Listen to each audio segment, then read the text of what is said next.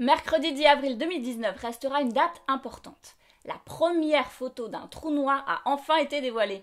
Mais comment cette prouesse a-t-elle été possible? Revenons sur l'histoire de cette image historique.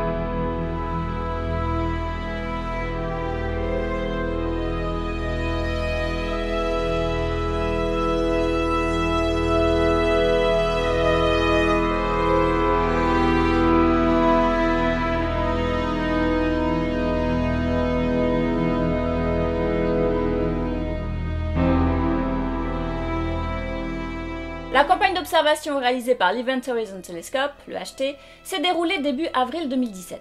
Cette date était surtout dépendante de la météo. Les astronomes ont attendu d'avoir une semaine complète avec un ciel complètement dégagé. Les 8 radiotélescopes composant l'Event Horizon Telescope observent en ondes radio millimétriques. La longueur d'onde de 1,3 mm à laquelle sont détectés les signaux est absorbée et émise par l'eau. Ces observations peuvent donc être perturbées par les gouttelettes présentes dans les nuages. Autre obstacle, le radiotélescope ALMA au Chili est le plus demandé au monde. Par conséquent, il n'y avait qu'une petite fenêtre d'environ 2 semaines chaque année pour tenter de faire les observations avec les 8 télescopes.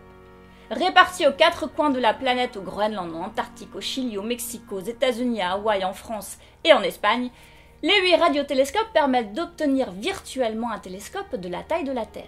La résolution d'un télescope dépend non seulement de la longueur d'onde à laquelle il observe, mais également de son ouverture, c'est-à-dire du diamètre de son objectif. La résolution obtenue par le télescope virtuel est 2000 fois meilleure que celle des images prises par Hubble.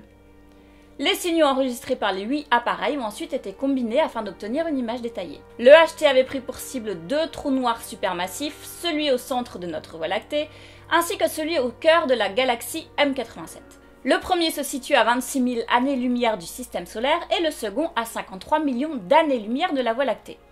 Quant à leur masse, elles sont de respectivement 4,3 millions de masses solaires, c'est-à-dire la masse du Soleil, et 6 à 7 milliards masses solaires. Finalement, c'est le trou noir au centre de la galaxie M87 qui a été choisi pour cette photo historique. Roberto Neri de l'IRAM, l'Institut de radioastronomie millimétrique, explique: le trou noir supermassif de notre galaxie a beau être beaucoup plus près de nous, il est aussi moins massif et donc développe moins d'énergie gravitationnelle. De plus petite taille, il varie toutes les quelques minutes. À cause de cette variabilité, nous avons besoin de plus de temps et des études plus précises pour obtenir son image. Et si l'image a été prise il y a maintenant 2 ans, l'analyse d'une telle quantité de données a nécessité beaucoup de temps. Les informations des radiotélescopes ont dû être enregistrées sur 1024 disques durs. L'heure des enregistrements de chaque télescope a été marquée grâce à une horloge atomique locale au dixième de milliardième de seconde près. En Antarctique, les disques durs de données ont attendu la fin de l'hiver austral jusqu'au décembre 2017 pour pouvoir être transportés dans des conditions de vol sécurisées. Ils ont ensuite été envoyés au centre de traitement, à l'observatoire ESTAC de MIT et à l'Institut Max Planck pour la radioastronomie à Bonn.